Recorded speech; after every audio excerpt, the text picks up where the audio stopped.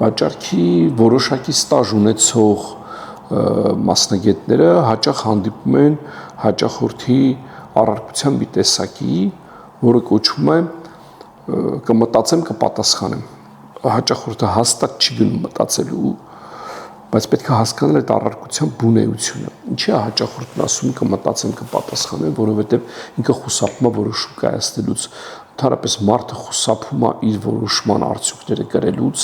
մարդու բնազդի մեջ է դա դրված եւ հաճախորդը որ ասում է կմտածեմ կպատասխանեմ, իմացեք, որ ինքը ավելի շատ ձեզ ուզում է ասի, որ ես ռիսկ չեմ անում որոշում կայացնեմ, ես վստահ չեմ, որ իմ որոշումը ճիշտ է, ինքը իրականում փախուստ է անում իրենից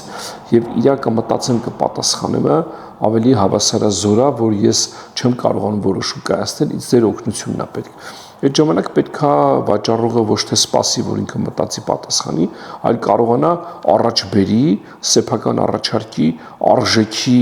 ուրեմն բարձրացումը, ցույց տա, որ մտածելը ժամանակի կորուստ է եւ այդ ժամանակի ընթացքում դու ուղղակի կորցնելու ես այն արժեքավոր առաջարկը, որը որ ես տալիս եմ։ Եվ այդտեղ շատ կարևոր է, որ վաճառքային մի քանի կոմպոզիտացված հմտություններ իրար հետ կիրառեք, նախ հոգեբանական, հետո էմոցիոնալ եւ հետո տրամաբանական 3 գործոնները համադրեք իրար հետ, որպեսզի հաճախորդը հասկանա, որ այդ մտածելը իր օգտին չի աշխատում, այլ ի վնաս իրան աշխատում։ Դրա համար պետք է խորությամբ տիրապետել վաճառքի արվեստին, որպեսզի այդ գործիքները շատ գրագետ օգտագործել։